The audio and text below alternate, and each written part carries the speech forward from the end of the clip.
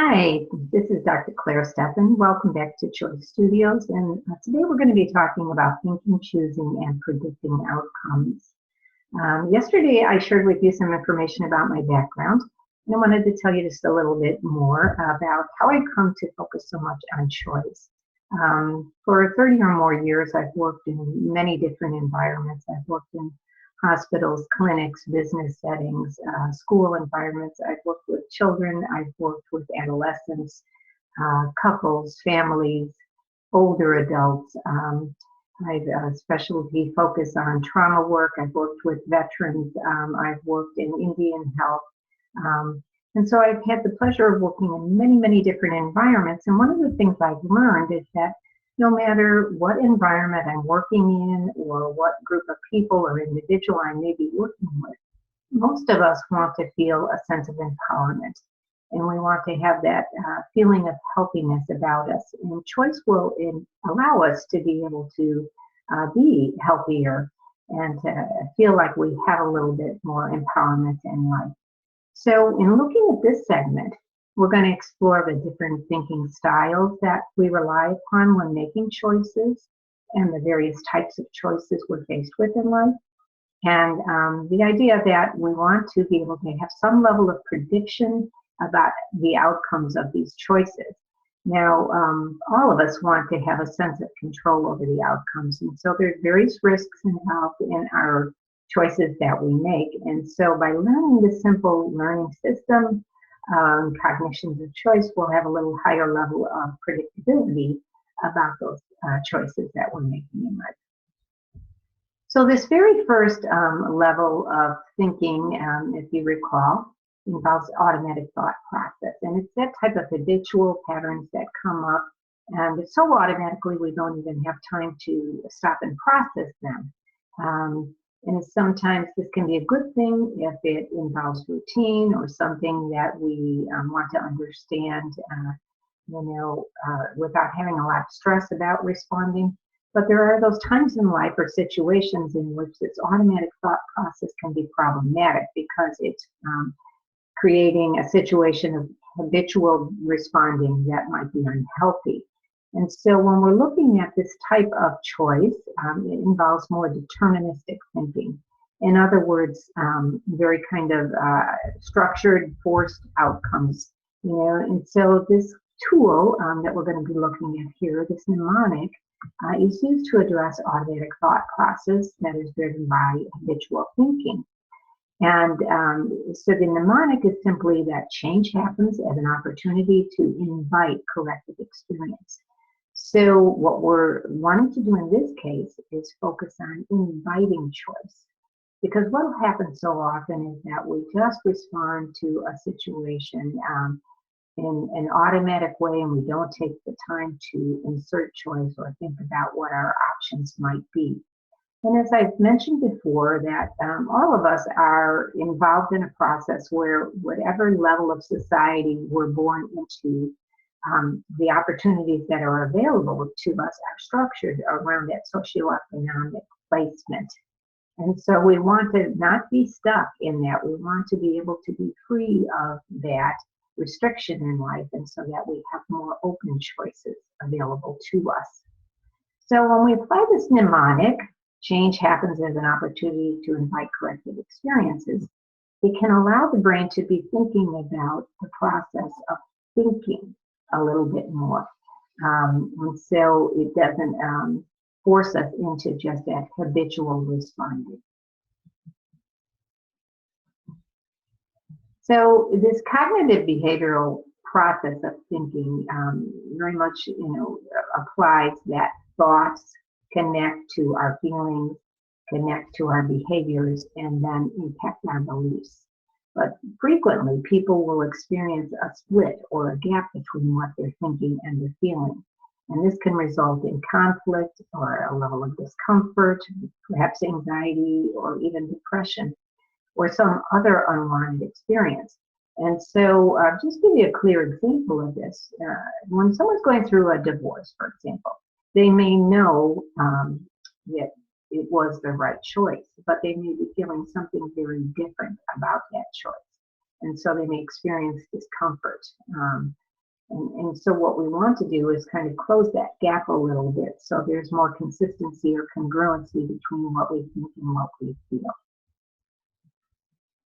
So this type of thinking and the choices that come out as a result of this deterministic thinking, can be much more closed, as I said. And so it involves these simple yes, no kinds of choices, win-lose situations, right or wrong, tolerable, intolerable. And there's many different situations or experiences in life that involve this type of thinking, and it's not that it's a bad thing. We all have to be able to make these kinds of determined choices.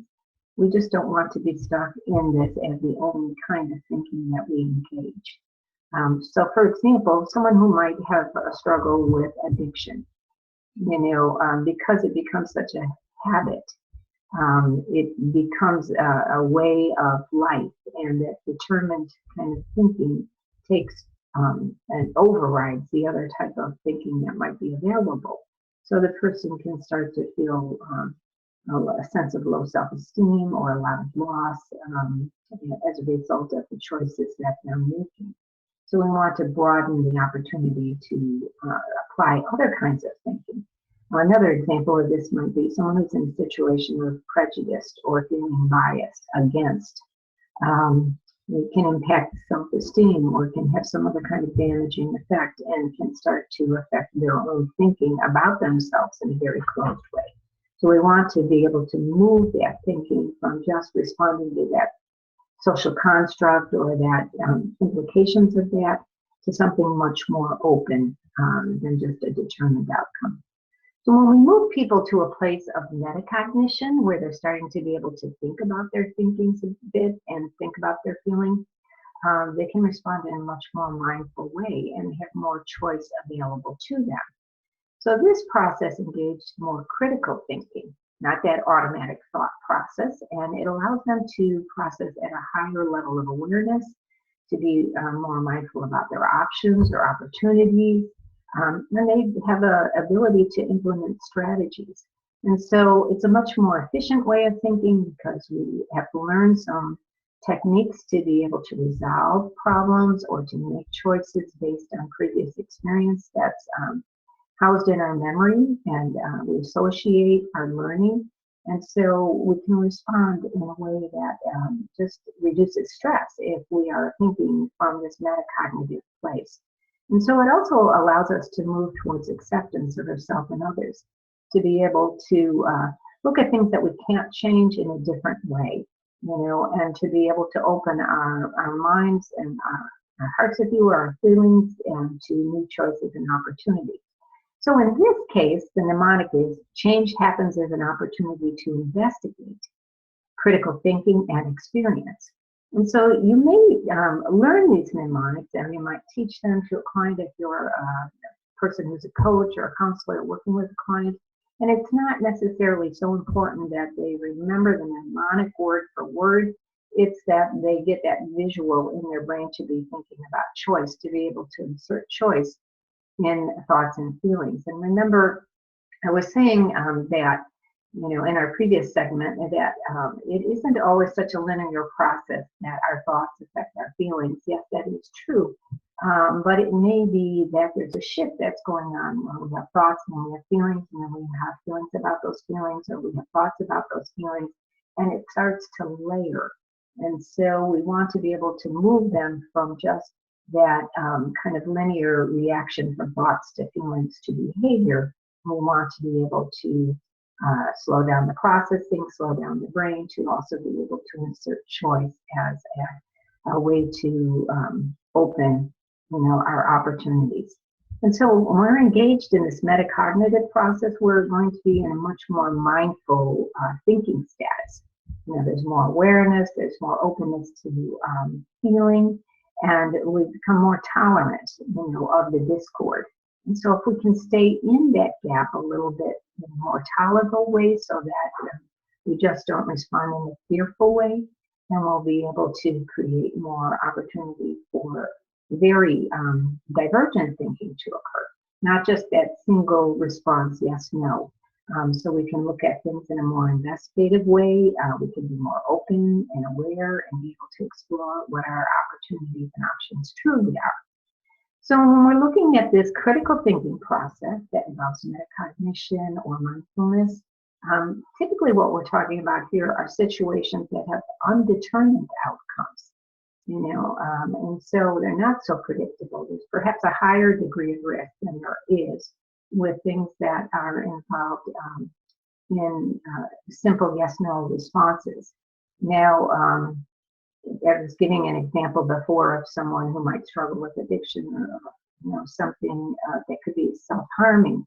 Obviously, there is a high degree of risk in those kinds of situations, and it can really put a person in a situation that something that would otherwise have more of a predictable outcome will have less of a predictable outcome because of the choices that they're making. But in a healthy situation where people are responding in a much more balanced way, these choices, that are undetermined allow us to apply this divergent thinking. We have A, B, C, D choices, or we can really exercise more assertion.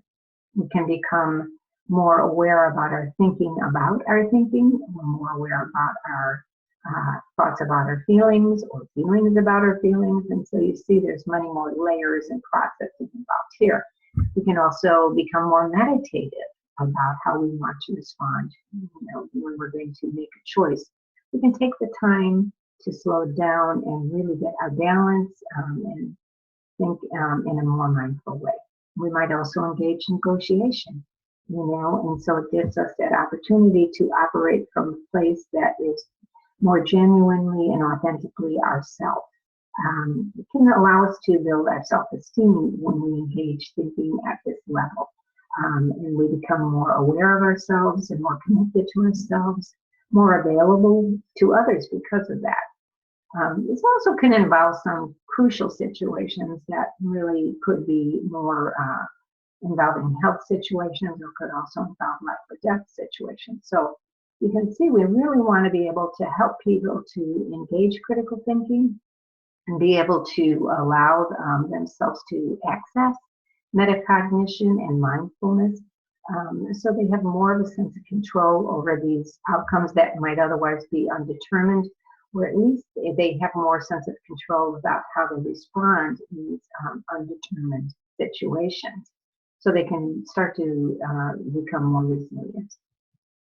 So when we get to the next level, where we're really thinking in a more creative way, we're responding much more resiliently, we're starting to be able to provide opportunity for sustainable thinking to occur for our lives.